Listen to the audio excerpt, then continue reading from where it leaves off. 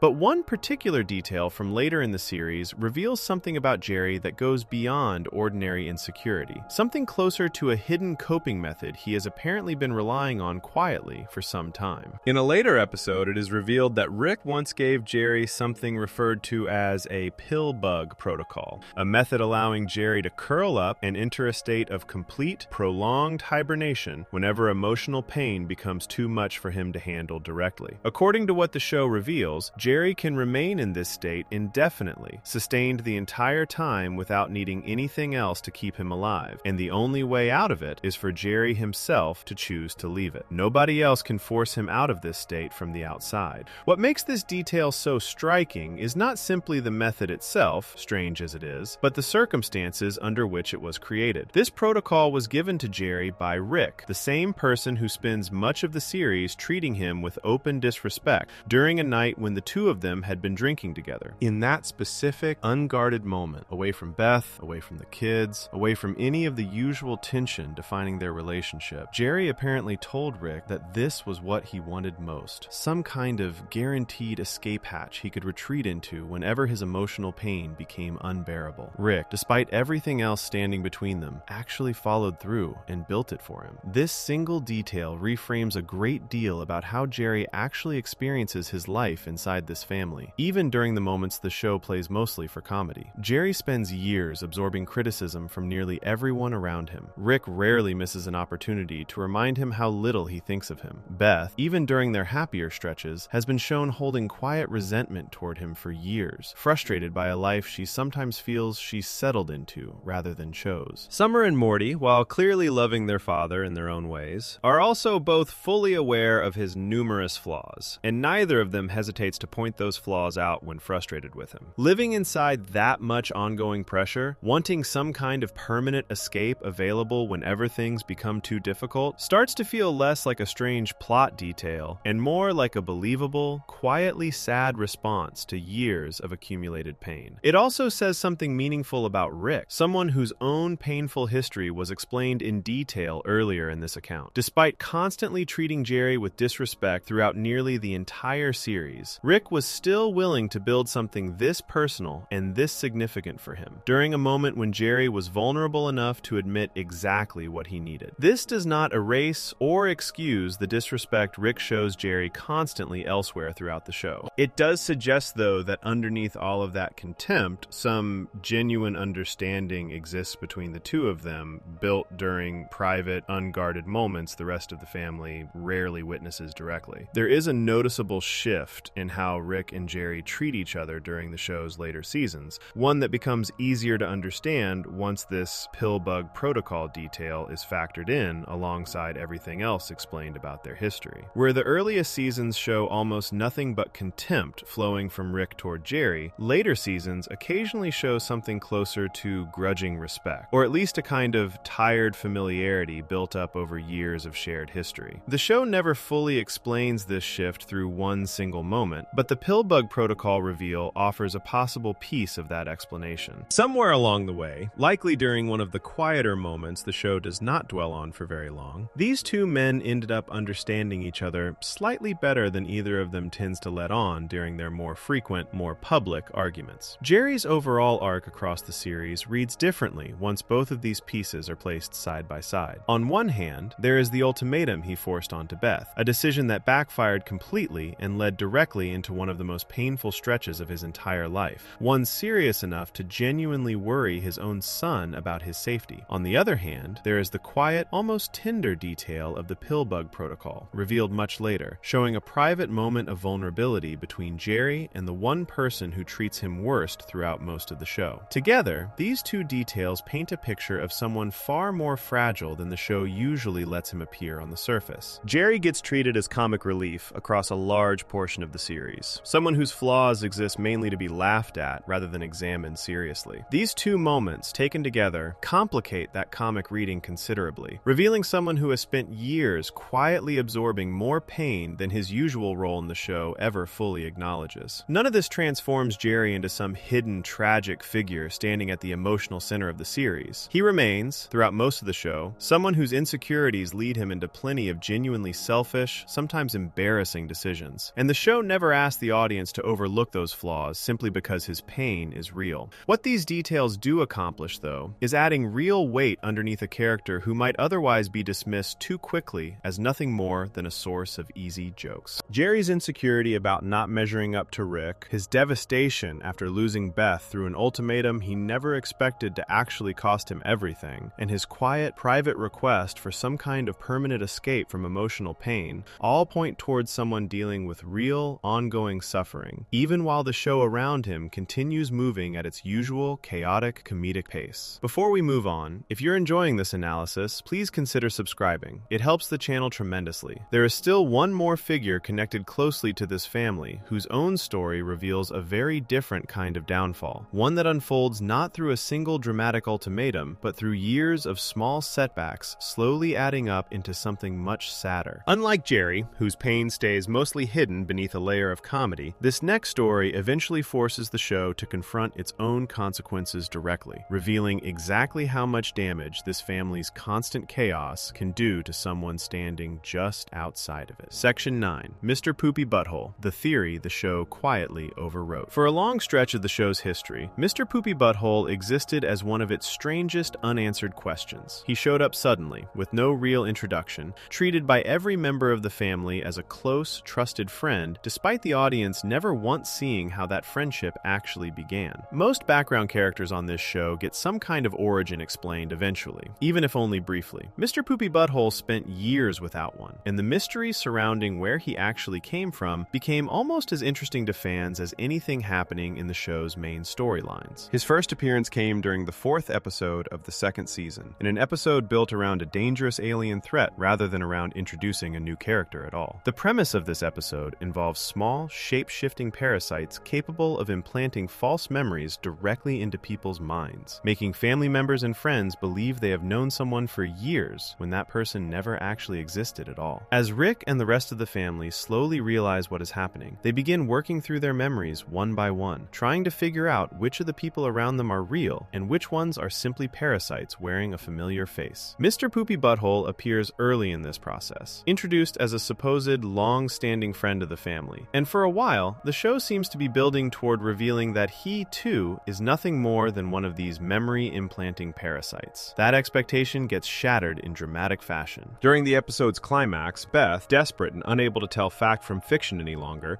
ends up shooting Mr. Poopy Butthole directly, uncertain whether doing so will reveal him as another fake memory or confirm that he is real. The answer arrives immediately and painfully. He is real. The shooting proves that every memory the family holds of him is genuine, meaning he truly has been part of their lives for as long as everyone assumed, despite the fact that his actual origin, how he met this family, where he came from, and why he specifically appeared during an episode filled with memory-altering parasites was never explained anywhere in the episode itself. This left an open question hanging over the character for years, one the show's own creators eventually addressed directly, though not through anything shown on screen. During an interview conducted around the time of the show's third season, co-creator Dan Harmon offered his own personal theory, attempting to explain the mystery. According to Harmon, it was possible that Mr. Poopy Butthole belonged to some kind of separate species entirely, one that specifically appears wherever these memory-altering parasites also show up, feeding off the confusion and gaps left behind in people's memories, the same way certain harmless creatures take advantage of the mess left behind by more dangerous ones. Harmon suggested that this would explain why Mr. Poopy Butthole seems to exist somewhat outside normal space and time, appearing suddenly during moments of confusion, and why he alone among the show's characters seems capable of speaking directly to the audience during certain scenes, something almost no other character in the series is ever shown doing. This theory spread widely among fans, treated by many as close to an official answer, even though Harmon himself never claimed it was meant to be treated as permanent, confirmed canon.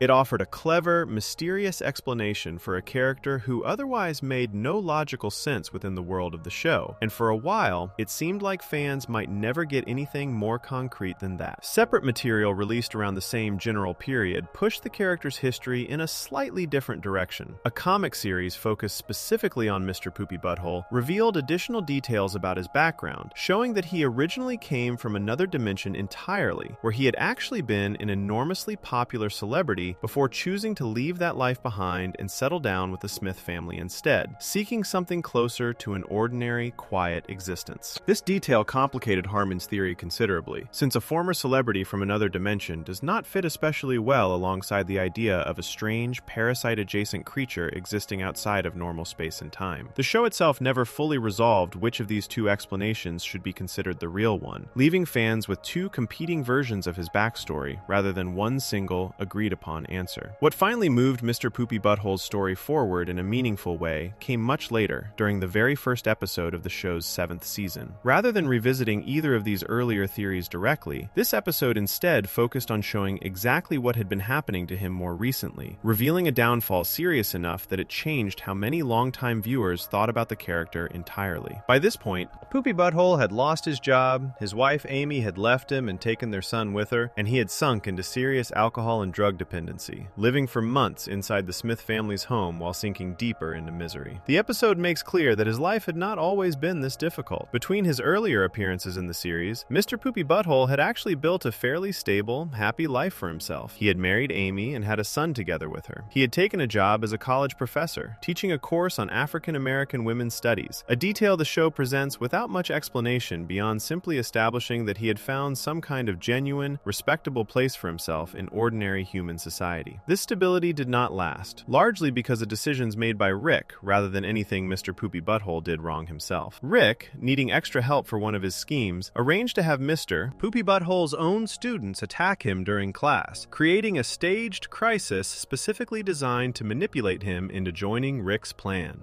This scheme succeeded, but it also directly caused Mr. Poopy Butthole to lose his teaching position entirely, since a professor whose students had just attacked him in the middle of a classroom was obviously no longer able to keep his job. Losing this job set off a chain reaction that eventually cost him nearly everything else in his life as well. Once his stable income disappeared, his relationship with Amy began falling apart, eventually ending completely once his job loss made it clear that the life they had built together could no longer continue the way it once had. By the time the 7th season premiere picks up his story directly, Mr. Poopy Butthole believes his downfall actually began years earlier, tracing it back to the moment Beth shot him during his very first appearance in the show. According to the show itself, though, this belief is almost certainly mistaken. Every appearance Mr. Poopy Butthole makes between that shooting and his eventual collapse shows his life steadily improving rather than getting worse, complete with a wedding, a child, and a respected teaching position. It was Rick's manipulation years later, not Beth's earlier shooting, that actually set his real downfall into motion.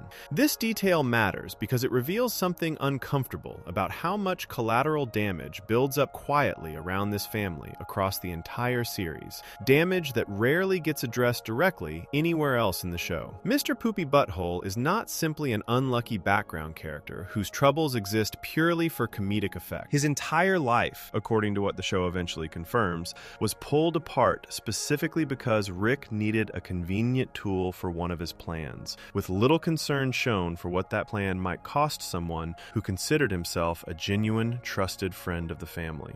This mirrors a pattern already explored elsewhere in this account, particularly regarding Jerry's own quiet suffering. Someone else who absorbs real, lasting consequences simply from being close to Rick without ever receiving much acknowledgement for what that closeness actually costs him. The 7th season premiere eventually shows the rest of the family attempting to help Mr. Poopy Butthole recover from his spiral, staging what starts as a genuine intervention meant to pull him out of his addiction and depression. This attempt goes badly almost immediately, with Rick, rather than approaching the situation with any real seriousness, instead turning the supposed intervention into an excuse for another chaotic, dangerous party. Mr. Poopy Butthole ends up caught in the middle of this chaos, his personal crisis treated almost as an afterthought compared to the wilder events unfolding around him during the episode. By the end of the episode, his relationship with Amy remains broken, replaced instead by a strange, entirely unexpected twist in which the very person hired to stalk her ends up falling in love with her instead, eventually stepping into the role of stepfather to Mr. Poopy Butthole's own son. Looking at his story as a whole, both of the earlier explanations for his existence, Harmon's theory about a parasite-adjacent species, and the comic book explanation involving a runaway celebrity from another dimension, end up mattering less than the much simpler, sadder truth the show eventually settles on instead. Whatever mysterious origin fans once debated so heavily, Mr. Poopy Butthole's actual story, once fully shown, turns out to be a fairly ordinary tale of someone who built a stable, happy life for himself, only to have that life quietly destroyed because he happened to be useful to Rick at exactly the wrong moment. The show never directly states that this was intentional cruelty on Rick's part. It presents it instead as something closer to careless disregard, the same quality that shapes so many of Rick's relationships throughout the entire series, treating people as tools first and friends second, even when those people consider Rick one of the most important relationships in their entire lives. This shift from mystery to plain sadness says something meaningful about how the show chooses to handle its own long-running questions. For years, Mr. Poopy Butthole functioned as a fun, strange puzzle for fans to argue about, complete with clever theories from the show's own creator and additional details pulled from separate comic material. Once the show finally decided to actually address his story directly, it chose not to lean into any of that mystery at all. It gave him a plain, human downfall instead, one built entirely around job loss, addiction, and a broken marriage. The same kinds of struggles that could affect anyone, regardless of which dimension they originally came from, or what strange abilities fan theories once assigned to them. In some ways, this makes his story land even harder than a stranger, more science fiction-focused explanation might have. His pain does not come from being a mysterious creature outside normal space and time. It comes from something achingly familiar, made only slightly stranger by the fact that his best friend's grandfather happens to be capable of rearranging entire realities without much thought given to the smaller lives caught inside them. Before we move on, if you're enjoying this analysis, please consider subscribing. It helps the channel tremendously. There is still one final member of this extended family whose story ends in tragedy, before eventually finding its way back towards something resembling peace. Someone whose entire existence gets shaped, torn apart, and rebuilt through forces far outside his own control. His story involves death, an enemy government, and a hidden truth about a daughter he did not even know existed until the very end of his darkest chapter. Section 10, Bird Person, killed, rebuilt as a weapon, and given a reason to come back. Bird Person stands apart from nearly every other character connected to this family, mostly because of how little he actually talks. Where Rick fills silence with jokes and insults, and where Jerry fills it with nervous chatter, Bird Person mostly just exists calmly in the background, offering short, thoughtful observations only when something genuinely matters enough to say out loud. That calm exterior makes what eventually happens to him even harder to sit with, because underneath, it turns out to be someone who has already survived enormous loss, betrayal, and a level of violence most characters in the show never have to face directly. Bird Person first appears during the first season's finale, introduced as a longtime friend of Rick's, someone who fought alongside him during an earlier chapter of Rick's life involving armed resistance against a powerful alien government. At Rick's chaotic house party, Bird Person meets Tammy, a friend of Summer's from school, and the two of them quickly grow close. Their relationship deepens quickly, and it isn't long before Bird Person proposes to her, leading into a wedding that becomes one of the more significant events in the show's ongoing story. This wedding takes place during the second season finale, and everything about it appears to be building toward a genuinely happy new chapter for a character who otherwise seems to carry quite a bit of quiet loneliness underneath his calm exterior. That happiness is torn apart almost immediately. During the reception, Tammy reveals her true identity to everyone present. She is not simply a friend of Summer's who happened to fall in love with Bird Person. She is a secret agent working for the very same alien government Bird Person and Rick once fought against. And she has been undercover this entire time, using the relationship and the wedding itself as a way of getting close enough to capture or kill Rick and everyone associated with him. In the chaos that follows this reveal, Tammy shoots Bird Person multiple times, ending his life directly in front of the very people who had gathered to celebrate his marriage only moments earlier. For a while, the show allows this death to stand exactly as it appears, a genuinely tragic loss, with no hint that anything more complicated might be happening behind the scenes. That changes during a brief scene tucked into the very end of the following season's premiere episode. In this short sequence, Tammy is shown working alongside other agents from the same alien government, gathered around what remains of Bird Person's body.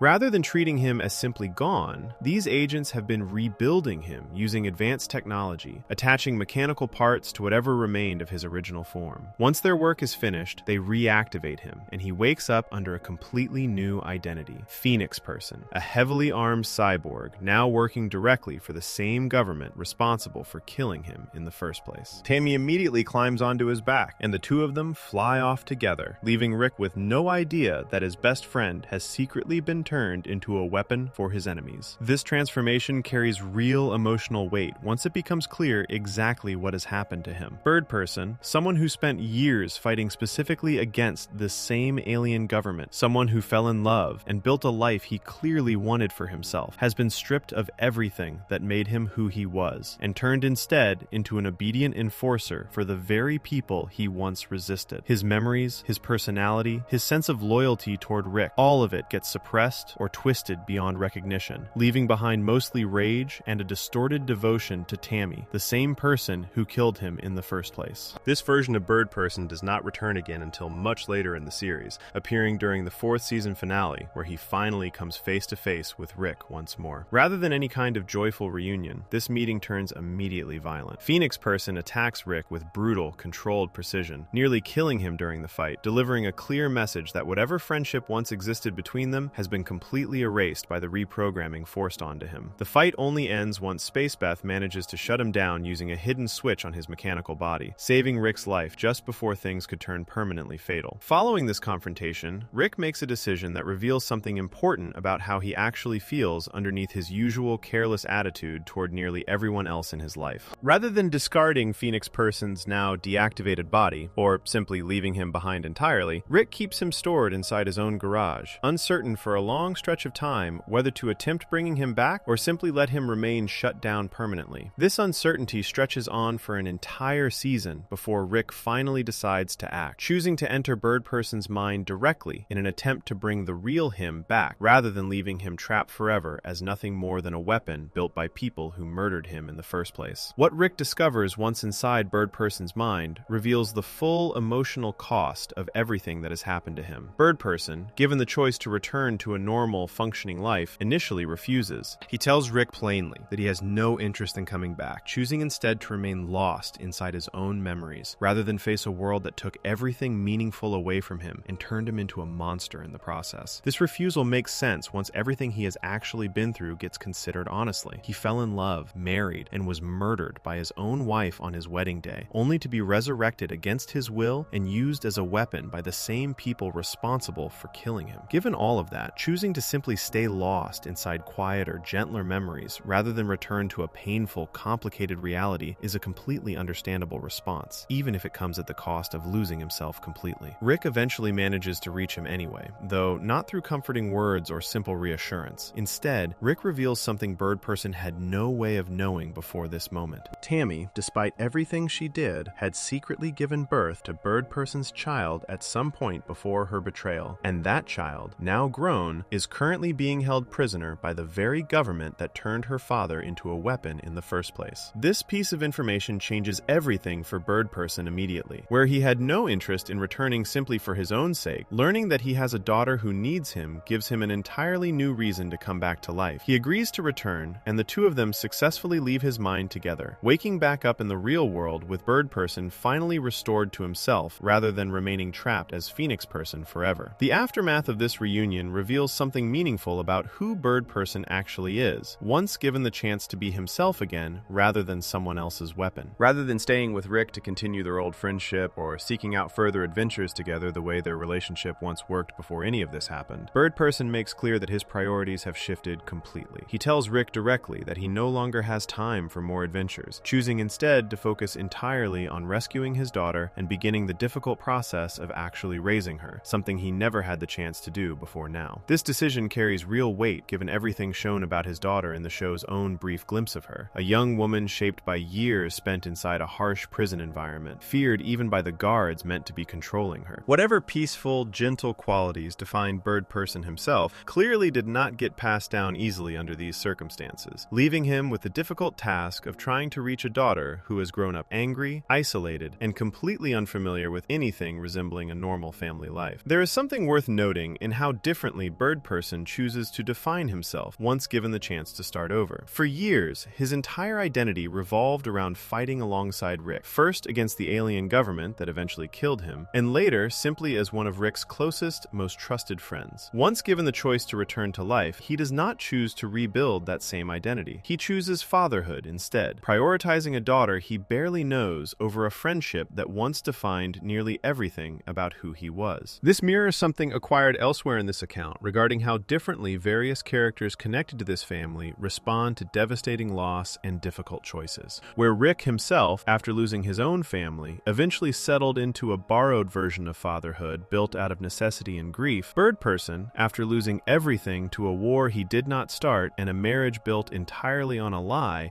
chooses fatherhood deliberately and directly, treating it as something worth building his entire remaining life around, rather than something he simply falls into by circumstance. Bird Person's story, taken as a whole, stands as one of the clearest examples across the entire series of just how much personal devastation can happen quietly in the background of adventures the show otherwise treats as exciting or even comedic. His wedding, meant to be one of the happiest moments of his life, becomes the exact moment his life gets taken away from him. His resurrection, rather than offering a second chance, instead strips him of everything that made him himself, turning him into a weapon aimed directly at the one person who considered him a true friend. Even his eventual recovery comes only after enormous struggle, requiring Rick to risk his own life entering Bird Person's damaged mind, and requiring Bird Person himself to choose, deliberately, to return to a painful, complicated existence rather than remain safely lost inside gentler memories forever. Across all 10 stories, one pattern holds. Nearly everyone in this family carries some version of hidden pain, whether it comes from a fabricated joke covering real tragedy, a mystery left unsolved on purpose, or a life quietly taken apart for being useful to the wrong person. Rick sits at the center of most of it, sometimes as the cause, sometimes just as the gravity pulling every other story into orbit around his grief. And still, nearly all of them choose to stay connected to each other rather than walk away. If you enjoyed this video essay, make sure to subscribe. Thanks for watching, and I'll see you in the next one.